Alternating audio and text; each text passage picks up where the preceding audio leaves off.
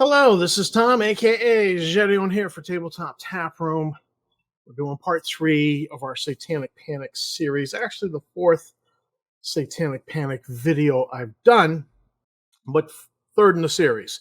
And this is the legacy of the Satanic Panic. I'm going to reclassify something I covered last time as the Satanic Panic jumping the shark, just because I find it so damn funny. This is Fonzie jumping the shark, if you will. And we're going to be looking at the legacy and the downhill coast into just stupidity with the Satanic Panic, and then maybe talk about some of the movers and pushers of the Satanic Panic at that point. I just want to say thanks for watching the video. Thanks for all the comments. You guys have done a lot of commenting, shared your stories. I appreciate it. I am at a place now where I am forced to pull back from saying it was mostly overblown. It was a thing. It was a thing. It affected different people in different areas in different ways. And I am forced to modify my statements. In fact, I might do a 4th video in the series where I look at a specific state and a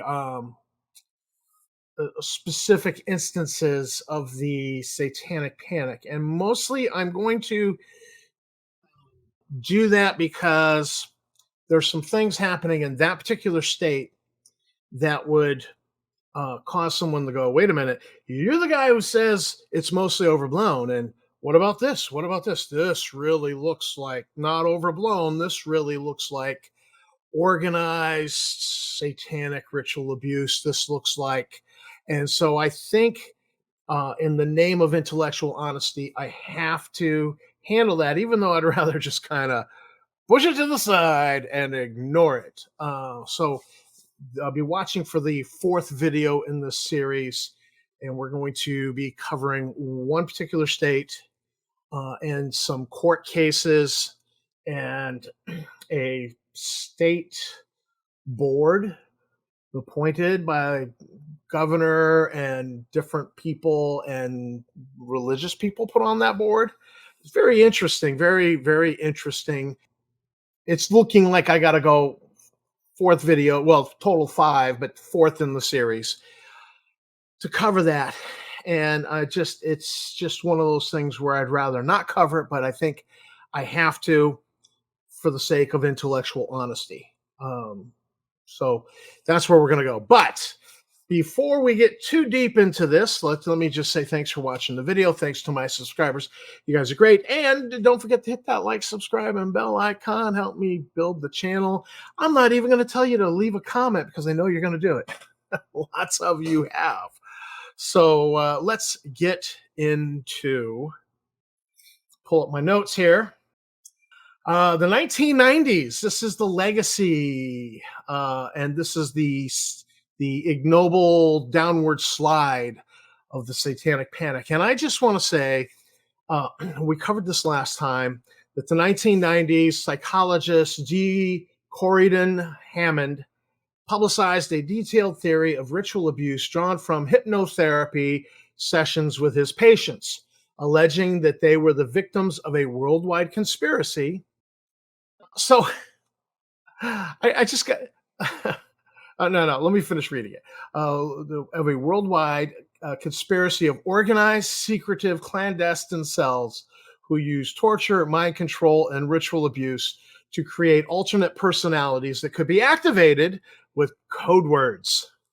And the victims were allegedly trained as assassins, prostitutes, drug traffickers, child sex workers to create pornography.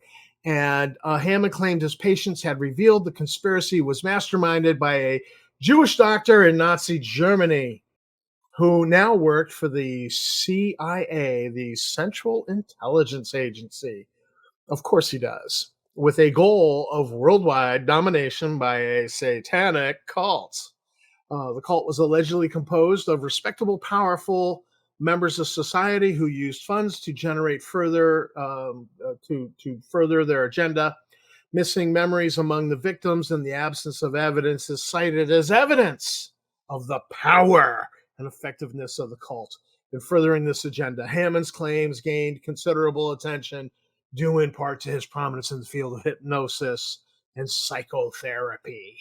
Um, I just have to ask, okay, this to me in the 90s is the Satanic Panic jumping the shark. Okay. Jewish Nazi doctor uh, running the CIA, and he is the head of a worldwide secret cells and conspiracy to bring about world satanic domination.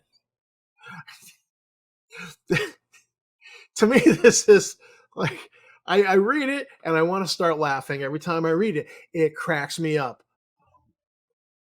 And I have to ask, I got to ask the question. So you have people under hypnosis and they're like revealing, how do they know that it's worldwide? Okay. So like they've been abused. Let's say they have been abused by a Satanist. And so I mean, does this guy like twirl his Dick Dastardly mustache and and like does a whole monologue of the whole plan? It's worldwide satanic domination, and we're organized underneath the Jewish Nazi doctor, and and he's running the CIA. No, I mean just imagine for a second here. It's they're secretive cells. If they're secretive cells, they keep secrets. They're used to keeping secrets. They don't reveal extraneous information. Number one. Number two, um, if you had a Jewish Nazi doctor who took over the CIA, okay, nobody's going to know. The rank and file Satanist is not going to know. Oh it's a guy. We got a guy. We know a guy at the CIA, and who's going to know? Nobody's going to know. He's going to keep his secrets. Why? Because his secrets are important to him. So this whole story just kind of breaks down. I don't care what the victims are, because these are people who are being trained as assassins, prostitutes, drug dealers, right? How much do you tell them? They're patsies.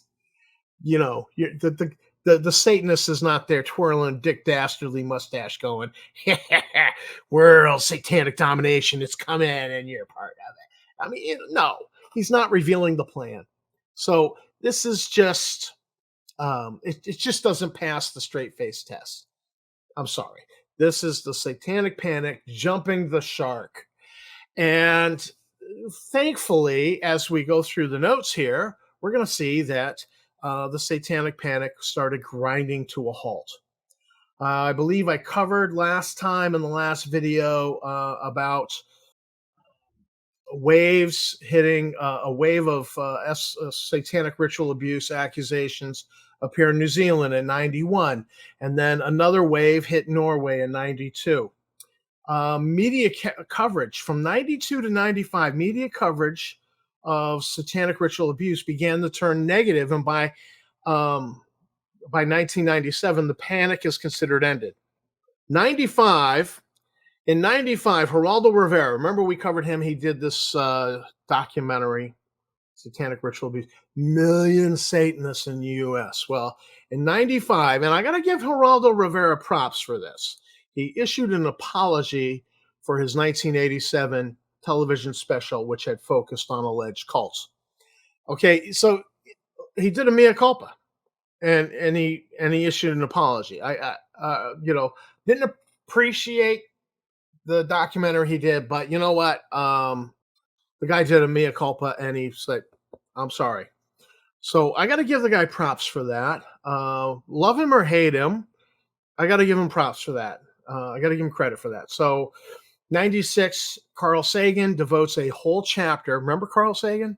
I don't know if you remember Carl Sagan, but when I was in grade school, occasionally they would bring the TV in and we would watch the Carl Sagan special Cosmos for science class occasionally in the Catholic school. I remember that.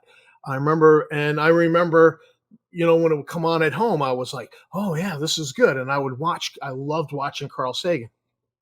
So 1996, Carl Sagan is forced to devote a whole chapter of his book to recovered memories of UFO abduction and satanic ritual abuse. Let's not forget that UFO abductions became kind of a big thing. And these recovered memories weren't just going to satanic ritual abuse, they started going into UFOs. So it forced Carl Sagan to devote a whole chapter in his book. Here's this physicist, probably the most well-known physicist in the 80s and early 90s. And he's got he's got to devote a whole chapter to this. I feel for you, man. 1996. Here is another fun one. The Satanic Panic, remember, is winding down. It's considered dead by 97, but 1996, Egypt. Yes, Egypt. Tabloids in Egypt begin spreading stories of a subculture of Satanism rituals for the middle and upper class teens, linked to, wait for it, heavy metal music and graffiti. I wanted to find some way to make the 90s about the journalists because these were just opportunistic yellow rag journalism tablet. This is like National Enquirer for Egypt, Egypt Enquirer. So this is yellow rag journalism, and so these guys jump on that heavy metal music and the graffiti must be Satanism. And now I was talking with somebody and I was asked, were these Coptic? I don't know. I don't know the answer to that. And my gut says no. My gut says no. These were not Coptics, Christians. That these were Muslims, because Islam does recognize the presence of Satan. And if we're talking about tabloids, this is for the mass market. This is not for a niche market, which the Coptic Christians in Egypt actually are.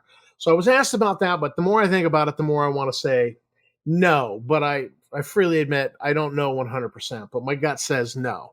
It was not the Coptic Christians doing this, but Muslim writers. So the Satanic Panic gets a little bit of air pumped into it to try to poof up the fire a little bit in Egypt. And to me, it's funny.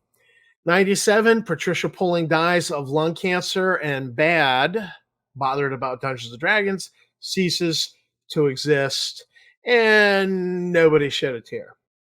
1998, after social workers from the UK attended SRA conferences in the US, guess what they find in the UK in 98? Got a whole round of satanic ritual abuse. Now, by 2003, allegations of ritual abuse were met with great skepticism, and the belief in satanic ritual abuse was no longer considered mainstream in professional circles, although sexual abuse of children was a real and serious problem. Allegations of satanic ritual abuse were essentially considered false. 2003. So by 2003, social work, psychologists, they've really turned the corner on this. And then David Waldron in the Journal of Religion and Popular Culture, he analyzed youth suicide over the period in question and found that players of role-playing games had a much lower rate of suicide than the average for teens in general. So let me just restate that differently. People who played role-playing games were less likely to commit suicide. Isn't that interesting? 2022, Mazes and Monsters got its first Blu-ray high def release on Blu-ray. Yay! And that brings us down to that was where I was going to end my Satanic Panic timeline, but one of you has had the temerity, the audacity to be sending me a bunch of links and uh, going, "Hey, did you see this? Did you see this?" And so now I've got to actually cover events in a particular state. But let's talk about this. The First off, you see that the Satanic Panic is winding down, and basically, law enforcement, even Geraldo Rivera journalists in the U.S., not so much those in Egypt, okay, but the government, social workers, psychologists, law enforcement, they all got the memo. This satanic ritual abuse stuff is just no. And so, but they all talk, okay? Social workers talk to police. Social workers are testifying before so there's the connective tissues there. They all got the memo to get off the Satanic Panic bandwagon. Who didn't get the memo? The church. So the church has perpetuated this whole false narrative that has no grounds, no evidence, no basis at all. They've perpetuated. And how did that happen? Because they were not the movers and shakers in the 80s. They were just the, yeah, yeah, yeah, yeah, yeah. Yeah, that thing. Oh, yeah. Oh, geez. Oh, clutch the pearls. Oh, my God. Okay. The church was the one of these things don't look like the others in that primary group of movers and shakers in the Satanic Panic. They got on the bandwagon and they never got the notice to get off because social workers are not going to be like, oh, hey, by the way, church, you've been a great ally in this, but yeah, they never got the notice. And so they perpetuated things even down into, I don't know, 6 years ago. About 6 years ago, somebody I was like, they're like, well, what are you doing? So, I do this for money, but I write for an online RPG fan magazine, sci-fi. Oh, like Dungeons and Dragons? Yeah. Oh, that isn't that bad? Isn't that satanic? I even got that 6 years ago. So what are we talking here? 2017? Oh, no, 2018. Would have been 2017, 2018 time period. Even had somebody say that to me just because they don't know. Okay. So the church does get you know, a lot of punching from gamers. And by and large, I don't think it was law enforcement, social workers, or the government that were coming down on gamers. Who was coming down on gamers? It was the church. Because gamers are part of families and families go to church. And so it's just, everybody's got a religious background, particularly in the 80s. More and more you have people who are just unchurched these days. So it was the church, and the church got on board this bandwagon through essentially through rumor. And here's the part where I want to be critical of the church, and I am essentially a religious person. Okay, because Paul said concerning the Berean Jews in the city of Berea that they were more noble because they took what he said and then they searched the scriptures to see if these things were so. Okay, and he said that was more noble. And the church they heard rumor and never checked it out. They just accepted rumor. And the way a Christian is supposed to handle rumor is that when somebody comes to you and goes, oh, hey, by the way, I heard so and so, blah, blah.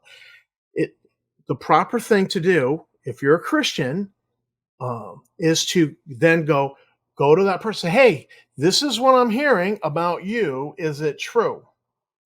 And you give them a chance to say yes or no. Okay. That's how you handle rumor. You don't just, oh, hey, You know what I heard about Dungeons and Dragons? It's of the devil. It causes people to commit suicide. Okay, they nobody ever went to see if the maybe some people did, but nobody ever went. They just spread more rumor, and so rumor has been spread within the church for decades now. Okay, from the 80s, the 90s, the 2000s. Here we are, 2024, and I still encounter people in the church who think, "Oh, role playing games. Oh, is that like it's like yeah, just like Dungeons and Dragons, but it's a sci-fi game. Oh, I heard that was bad." Okay. They've just spread rumors. You're not supposed to do that. Okay. And you've perseverated on satanic ritual abuse, which I do believe the Bible says, whatsoever things are good, whatsoever things are pure, whatsoever things are holy, think on these things. No, you thought on these horrible, ugly things and let them perseverate in your mind. And so basically, what I'm saying here is that the church uncritically accepted a rumor and then has spread it. Now, not every church, not every denomination, okay, and within certain denominations there was uneven engagement with the Satanic Panic. Okay, my favorite explanation is somebody's grandmother calling it a, a bunch of math and foolishness. That is a great assessment by a grandmother of what Dungeons and Dragons is. It's a bunch of math and foolishness because it's just people doing make believe in their head or with pieces on a board, essentially like a board game. And it's the church has been uncritical. They did not search out these things to see if these rumors were so. And honestly, if it really, really, really was satanic, then you should have searched it out. You should have been like, yeah, it's satanic. Here's the reason why. And this is why we must protect our children from it. But they didn't do that. They just accepted a stupid rumor, okay, that was largely pushed by a lot of social workers, psychologists, psychiatrists. Law enforcement did get involved in that, and the government to a very minor degree, and pushed this thing, and they jumped on board and they ran with it. And the church was wrong for doing this. Okay, I'm calling the strikes on this. The church was wrong. It did wrong. It did not act Christian. Okay, and frankly, I think people owe apologies to gamers. Now, I want to bring up one more point on this, which was that study that was done that found that role playing game players have a lower rate of suicide than the rest of the teen population in general. And that was one of the accusations by Patricia Pulling and others was that, ooh, D&D, it induces murder, it induces suicide, it's a satanic cult recruitment tool. None of these things are true. None of these things are true. I've never witnessed any of this in all the years that I've played role playing games. But now we have a study that says people who played role playing games were less likely to have committed suicide. So there are, in all probability, there are teenagers out there who did commit suicide, who had their D&D books burned, who were persecuted in the Satanic Panic. If they had been allowed to play D&D, maybe they'd still be alive. And so there are people who are not with us now, who could have been with us now. And that's on the church. I got to call that one. Okay. In all likelihood, okay, I can't prove it, but in all likelihood, based off that study, it certainly would suggest that. I cannot, and the church has to own that. Okay. Uncritically accepted a rumor, and then you've perseverated on it and kept it going. And Christians are not supposed to spread rumors. Christians are not supposed to do that. Okay. And in all likelihood,